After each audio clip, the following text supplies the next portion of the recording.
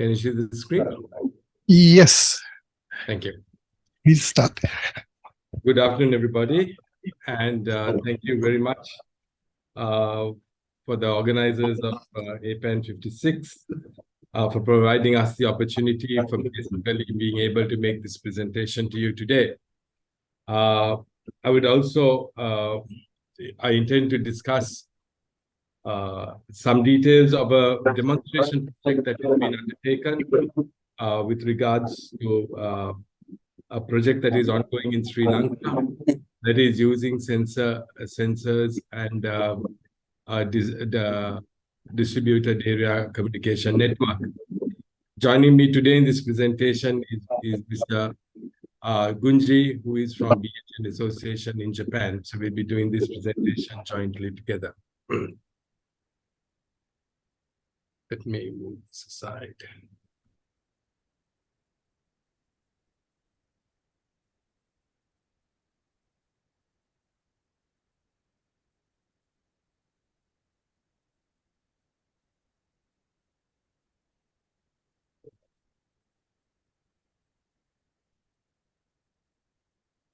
So basically, this discussion will focus on primary 4 areas.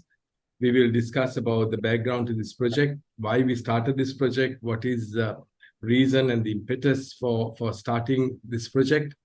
We give an overall understanding of the overview of this project, which with the sensors and the communication that's taking place.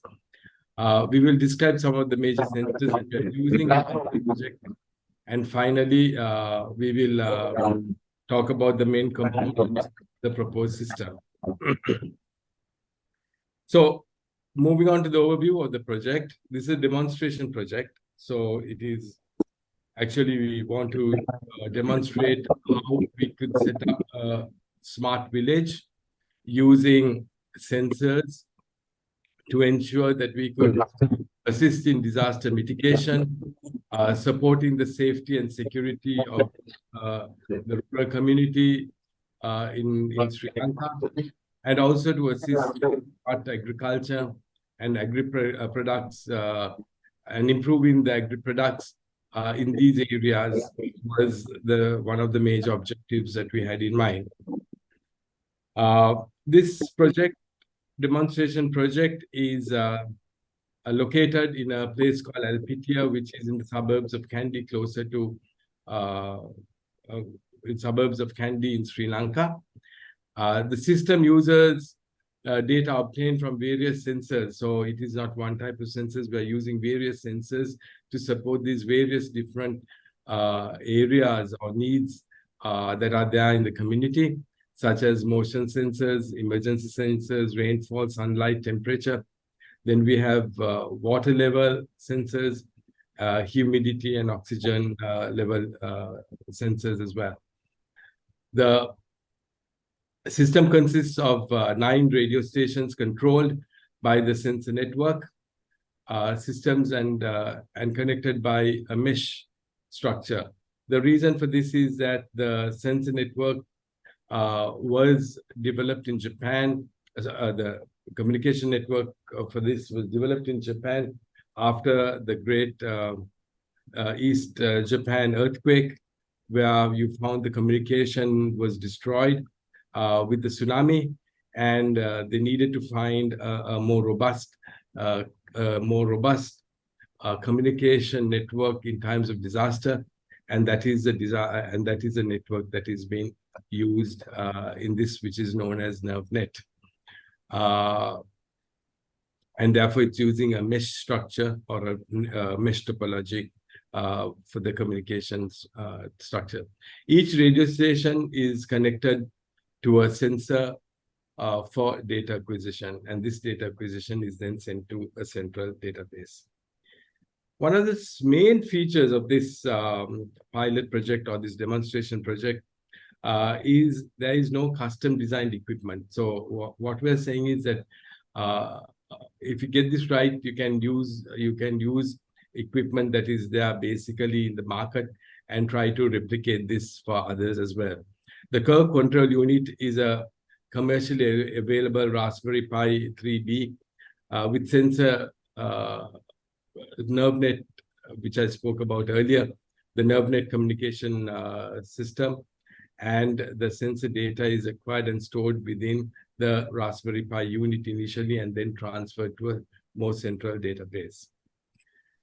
A commercially available 920 megahertz band, the LoRa communication band is used because of its low use of energy and the long distance that it can travel for the wireless communication. And the system is designed to include a combination of general purpose components, which we will discuss as we go along. Now, in Sri Lanka, one of the major reasons we have flash floods in Sri Lanka. And many people die due to these flash floods because of very little time and warning so that they can be prepared. So as UNDP had identified, flash floods are responsible most of the deaths caused by flooding. And this is a bit of a concern in the country. And it is important that we are able to see how we can address and mitigate this type of flash flood. So a flood becomes a flash flood, especially when there's very little warning, there's very little time for people to react to that situation. In 2017, the 23 people were killed as flash floods and landslides hit the island. So again, we see that it is not a small amount of people that get caught up in flash floods, and therefore there's always room for improving this area of disaster and mitigating the negative outcomes of this disaster. Yeah, so as you know, like most of the countries, Sri Lanka also has its weather patterns, and there are seasons of high rainfall that result in these floods and people being affected. Therefore, one of the problems that we're trying to address is there's a growing need for implementing a system, a flash flood-related early warning system. This is one of the problems that we are trying to address within this pilot or demonstration project that we are planning to undertake. The other problem that we see in the country is that there is quite a high migration from the rural areas to the urban areas in Sri Lanka. When the people migrate from the rural to the urban, the parents are left behind in the village. And what happens is that they don't sever their connections. The people who migrate to the urban areas don't sever their connections, but they regularly go back to the village and keep their contact. So the parents continue to be in the village because the children come there very regularly during school holidays, the festivity periods. During all those periods, you find that the children are coming back to the parents, and the village homes are also alive, unfortunately. But when the children go back, the parents are alone, and sometimes it's even single parents that are in those homes most of the time. So the big challenge is to manage emergencies faced by these parents who are sometimes living alone when the children are at work. This could also happen, this emergency could also happen when not only long-term migration, but or even a short-term where they go for their daily work, people go into the cities, and then something could happen to the parent who is at home. So this would be another area that would be important to be addressed in the rural or the village levels in Sri Lanka. This is a map of the migration, intercity migration in Sri Lanka that I know it's a bit complex and complicated, but if you look at the movement, you'll see that there is a migration from the more rural parts of the country to the more urban parts of the country. While there are also movements from the urban areas to other urban areas, I think because of the cost of living and stuff like that, to mitigate the impacts of cost of living.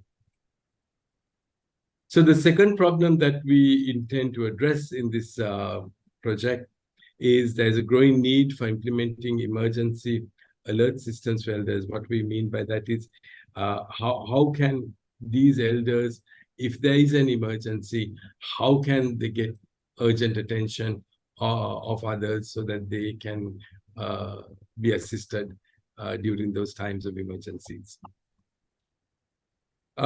Sri Lanka, on the third front, Sri Lanka is well known for its child mortality rates.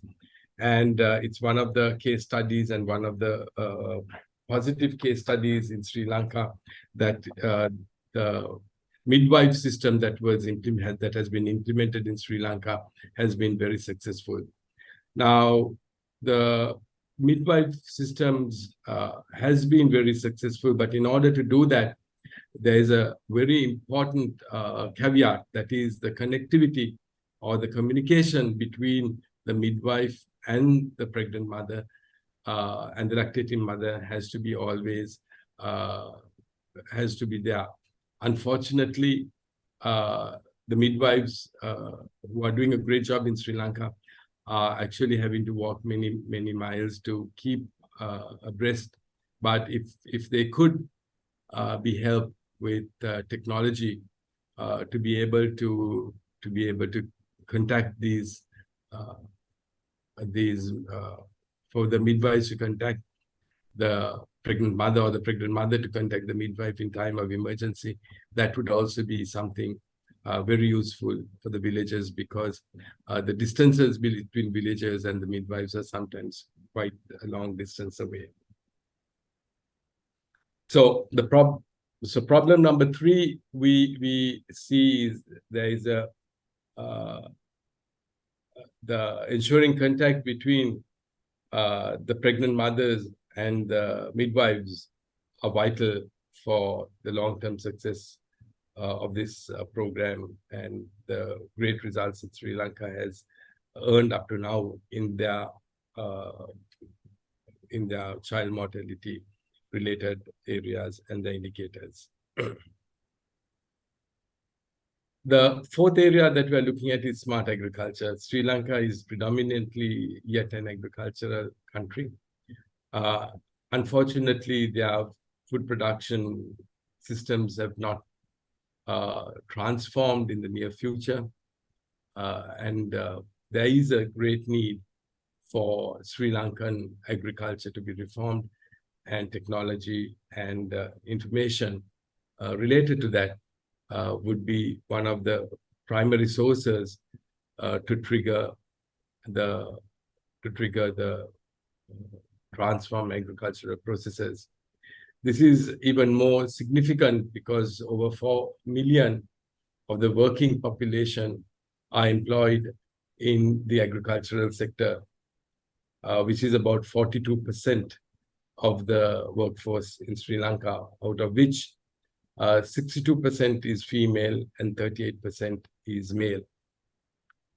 Furthermore, Sri Lanka is yet predominantly focused on it's earning around 12% of its GDP on agriculture, which is lower than the South Asian region, and they export about $2.2 billion, or they earn about $2 billion from their agricultural produce. Unfortunately, we also import about $1.8 billion worth of food items into the country. So there's great opportunity for Sri Lanka to improve its agricultural sector and transform the agricultural processes.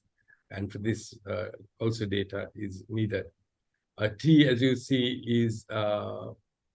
is one of the largest contributors to the exports. It contributes 56.3% of the exports is from tea, and therefore focusing on improving the tea production in Sri Lanka would be of something very important for the country in the longer term. And therefore, our fourth problem that we're trying to address is there is a need for monitoring meteorological and environmental parameters to promote smart agriculture and improve quality of agricultural products in the country. Moving on, I would like to summarize what I just said as the project objectives very quickly. First is the flash floods and the early warning systems, if it's possible, because most of the time there is a gap between the time the water levels start to rise, or we see the water levels rising, and the time the flash flood actually hits the low-lying areas. So if during that period a message can be sent to those low-lying areas that there is a tendency for a flash flood, then they could be ready and they would be in a position to mitigate the damages that are caused due to the flooding in their areas. That's the first one. Second, there's a growing need for implementing emergency alert systems for elders, especially in the rural areas. When I said, as I explained, when there's nobody in the house, they need people actually find it difficult to attract attention and to be able to get support in a time of emergency for these elders. Thirdly, the midwife system could be improved through the communication between the pregnant mother and the midwife in these rural areas. Finally, the fourth area that as we mentioned before, is the monitoring of the meteorological and environment parameters to promote smart agriculture and improve the quality of agri-production. So this is the overall view that we're trying to achieve in this demonstration project, in this smart village that we are trying to establish. So moving on to giving an overall view of the solution, what happens is the sensors, at the moment, there are 9 sensors we're planning to use, but the sensors are connected to a Raspberry Pi, which is then through the NerveNet network, communication network, which is transferred to a master database of information. Each Raspberry Pi has the capacity to store the data for that specific sensor until it is transferred to the master database. From the master database, this information will be monitored as it comes from the sensors, and the emergency alerts would be sent in the form of emails or SMS messages to the relevant people. For example, we could say that if some elderly person has had an emergency, then the system would automatically generate a SMS message to probably the son or the daughter or the child or somebody and say, look, this has happened, who could then in turn contact the people in the village and ask and get some support. This same data could be used for monitoring of the weather trends and getting reports to see what's happening, as well as the situation in the production areas of the agri-products. Further, using the same data, we could feed back through the NerveNet network back into the system, where a message, for example, when people are living in a community, so we can send back a message to say that somebody in this house had an emergency, so please help, sort of business. So the community as an immediate response would be able to help this person in need in a specific location or a specific home. So that is where the loudspeaker system would be used in our overall solution. So these are some of the areas how we plan to use the sensors, monitor the data, and then use it for these practical purposes that we spoke about earlier. So the software configuration for the NerveNet radio station, as I mentioned, it's a Raspberry Pi 3B hardware that is running the Raspbian operating system. So the sensor information is originally captured and kept in a database, and we also have the sensor network NerveNet operating system software, so that's how the communication takes place. And we also have the sensor network application software, which is we're using Node-RED to capture the sensor data because of the different types of sensor data, and to be stored in the database and then transferred using the LoRa module RA92A, where the data is communicated through the NerveNet network to the master database. We also have introduced GPS, a GPS receiver to the hardware. This is to ensure that for the synchronization of the time.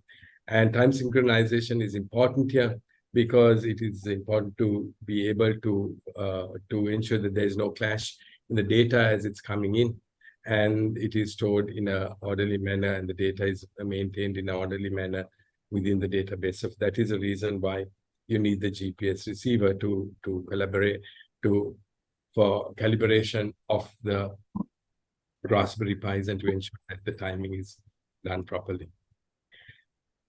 The physical layout of the system is, as I mentioned, the place called Alpitia, and this shows you the physical layout. Luckily, this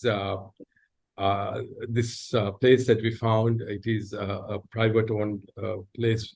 We decided that we would prefer to have a private location rather than a public location, because somebody would take responsibility for this demonstration project in the longer term. If you do it in a public, the responsibility becomes everybody, and then it becomes nobody's. Now, this location is on the banks of the Mahabali River, which is the largest river in Sri Lanka and the longest river in Sri Lanka. And river level sensors to see how the water levels are increasing would be basically, we are looking at it at the banks of the Mahabali River, basically. We also have places where we have elders and we have elder alert. That's where we are trying to introduce elder alert systems, as we mentioned. And the key station is near the tea factory. There's a tea factory, and we are using that tea factory to have our key station. We also have the loudspeaker there, and where there are line rooms, where the community is working together. We have this pregnant woman alert system and the elder person alert system and the loudspeaker clustered together over there. In order to ensure that we could actually have connectivity to all the areas, because it's a hilly area, sometimes we may need to have repeater stations as well, which is why this repeater station has been put into this area. And finally, the meteorological sensors and the alert system is also introduced in this area as well. So this is a sort of way that we've laid out with quite a lot of distance to get to ensure that this is a rather representative project that we are trying to do on the ground. The system block diagram, I know you may not be able to see it, but I'm sure you can see the yellow side and the blue side. The yellow side is basically to do with the sensor, a nerve net subsystem where the information is captured onto the Raspberry Pi. And from the Raspberry Pi, it is then transferred onto the consolidated data and acquisition system.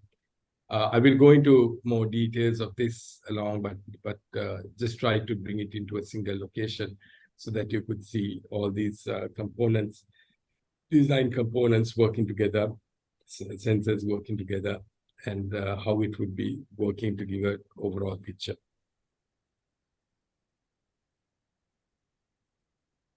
So moving into each of these areas, the key station, you'll see that I said that there was a yellow area and a blue area, and this is where we cross from the yellow area to the blue area. So the data is collected again in a Raspberry Pi and then transferred to this consolidated data and action determined computer, which will then be used, there'll be a software that will be constantly monitoring the data that is coming. And as soon as emergency is identified, it will trigger the necessary reaction in order to make sure that appropriate action is taken to mitigate the data that has been received through the sensors. Here we have, as we mentioned earlier, the Raspberry to the connected. This is the AC current that needs to be corrected in the LPT station. So it's the AC current is there. And then this is the LoRa module for the data communication. And this is the GPS module receiver for calibration of the timing and the data that is coming into the system. I'll explain a bit more in detail how this data calibration is needed and the timing later on in my presentation. So this computer will be basically monitoring what's happening with the overall network, whereas this computer on the other side will be focusing on generating the information that responses to the information that is received through the sensors. The alert and aged person's meteorological station. Here we are basically looking at the meteorological data, which is things like rain, air temperature, humidity, things like that are connected through a USB and RS485 on the sensor and the USB on the Raspberry Pi through a converter. This data is captured and maintained in the system. At the same time, using the other USB, we are using it to capture the data from an alert system, which is basically a push button alert system for the aged. If there's an emergency, just to push a button and this information will be captured and sent off. So this will be basically an on-off button, whereas the other one will be more regular data on the various parameters of the environment. So this is the alert call and the aged person for the aged person and the meteorological station system, radio station that we need to maintain. Then at the tea factory, there is, as you know, the quality of tea is highly dependent on certain factors in the environment. One is the air temperature, other one is the humidity, and the third one, which is very important, is the levels of oxygen in the environment, because the withering of the tea and the quality of the tea oxygen is important. So here we are monitoring to see, trying to capture on a regular basis these parameters so that we can see the output of this, the output of the tea versus the parameters over a period of time, so that we can actually control the tea quality in the longer term and improve the quality of tea of the factory. Next. is a loudspeaker system. Now here, the information comes back from the after analysis.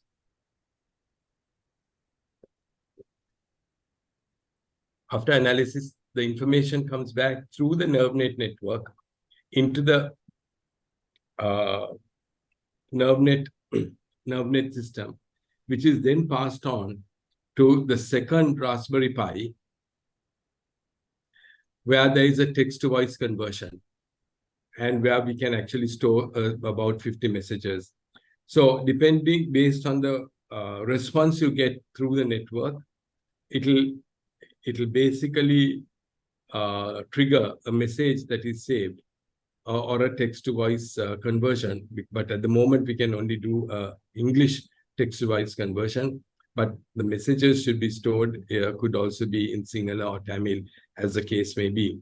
Now, this is then, this second Raspberry Pi that is used there will then transfer the data to an audio amplifier, which will then basically announce that message that has been saved will be broadcast to the public so that they can actually come and assist the people in a time of need. So this is how the loudspeaker component of it will work in the opposite direction once the data is analyzed and it comes back, and it will trigger a message for the audio amplifier to broadcast. The next one is the river level sensors that we spoke about, or the Mahavali. Now, the river level sensors, we have 4 river level sensors, and basically we can say as the water levels hit these different levels of levels, the sensors would trigger some indicator, which would in turn then give rise to messages to be sent to the relevant people downstream to be alert, and even to the people around the area to be alert, and even the broadcasting through the loudspeaker system to say to be alert, so that people will not be caught unawares when the water levels are rising. And this would help in mitigating the flash flood system, the flash floods that we experience in the country, and taking on so much of lives from time to time. The main component of the system for the communication is the LoRa radio module that I mentioned earlier. It's at, as mentioned earlier, the frequency is at 920 megahertz. Band is what we're using, with a low output power of 20 milliwatts. The modification, so these are the specifications of the power consumption. You have the transmission is 350 milliamps, and the receiving it's 20 milliamps, and the standby it's only 0.1 milliamps. So it's the usage of the power is very low in these modules, and that's the reason low modules, and also it can transmit long distances, and that's the reason the LoRa radio module, the band has been used. As I mentioned earlier, the method that is being used is a time division multi-access system, so that when the nine information from the 9 sensors are divided and brought together. Here, what happens is each frame, which is 60 seconds, is divided into 10 slots of 6 seconds each. So each sensor gets 1 slot. So sensor 1 would be getting the first slot, sensor 2 would be getting the second slot, and we have 9 sensors. So we are using 9 slots. 10th slot would be a free slot. So this is how the system has been designed for this purpose, so that there won't be any data clashes that would be coming when the data is being transmitted through the system, through the NerveNet system. The sensors, the meteorological data sensor is a Sensu 1502, where it looks at the rain, the illumination, that's the sunlight, the air temperature, and the humidity. And the connectivity is through RS323. So there's a USB to RS323 converter. And the oxygen meter is similarly a measurement of the oxygen in the environment. This too needs to be given direct power, but that's okay because it's within the factory. So therefore, it is possible to give the necessary power that is needed for the oxygen meter.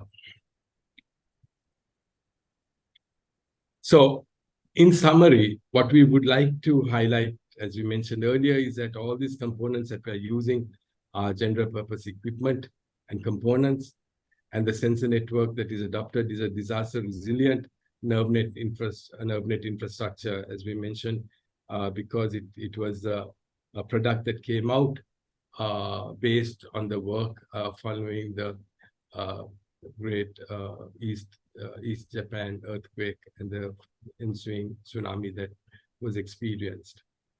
However, what we're trying to do is not to use this network only in times of disaster, but to use this network for the daily use of people, so that it can actually be used to convert the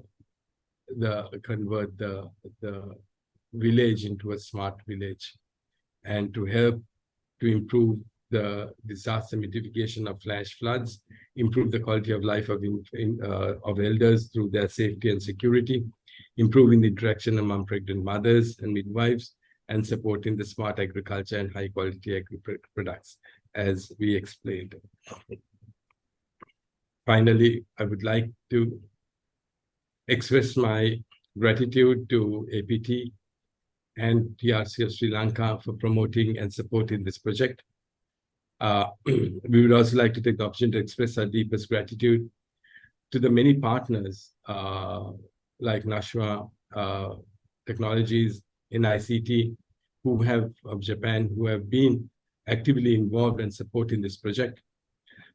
We also thank the organizers of this conference for providing us the opportunity once again to make this presentation. Last but not least, we'd like to express our deepest gratitude to Dr. Owada, the chair of this session chair of this session for IoT working group, who is also actively involved in this project in bringing this smart village into Sri Lanka.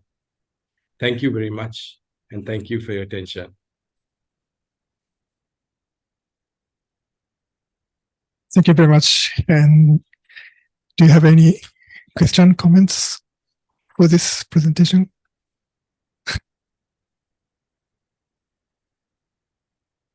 Thank you for a wonderful presentation, and obviously the most demanding the smart village and a smart city concept to be implemented, and very soon the whole cities will be converted to that. My question is that regarding technical question. In the Raspberry Pi, when you are placing the different sensors, so if any one of the sensors get malfunctioning or started to set the wrong values or the outliers, so your system do have a capacity to identify, and if yes, then how you are going? These are my first question. And the second question is that for transferring, you are using the mobile radio signals, so which encryption channel you are preferring to, just to make sure of the security, privacy and security? Thank you. I would like to call on Mr. Gunji. Mr. Gunji, would you be able to answer the first question as to his first question is basically to second question is on the Raspberry Pi, what is the security? And the first question is he would like to know how we would handle a malfunction of the sensor. Thank you. Okay. The first question, this is the purpose is demonstration system. So in this period, we did not duplicate sensor. So in the future actual system, we have to consider this point. And the second question, we are using on this system as sharp spread spectrum.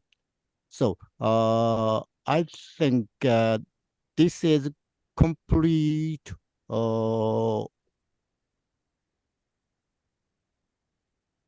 It is, I think, is not complete, but usually the normal person, I mean, the field engineer or something, this kind of people cannot, it is difficult to decode this sharp spread spectrum communications.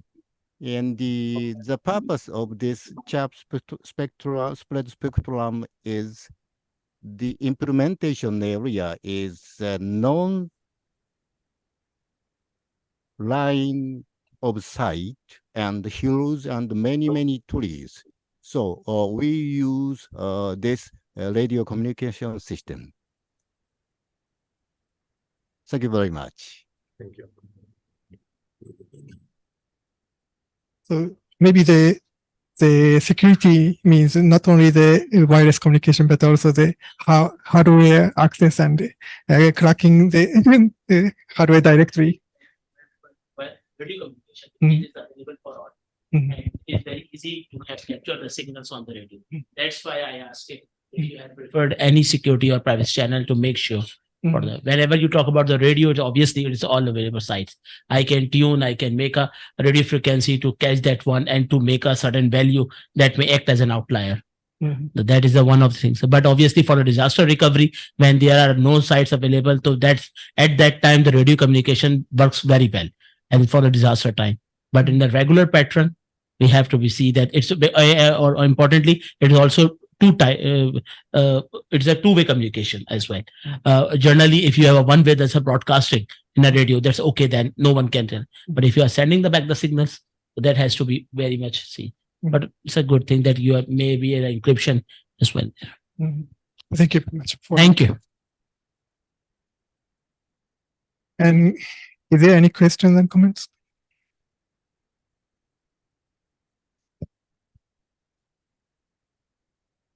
Okay, so thank you, Dr. Harin-san and Gunji-san, for your presentation. Thank you. Thank you very much. So this session is only one presentation, so let's soon finish this IoT working group. So thank you very much for coming and attending this working group. So I will finalize this working group.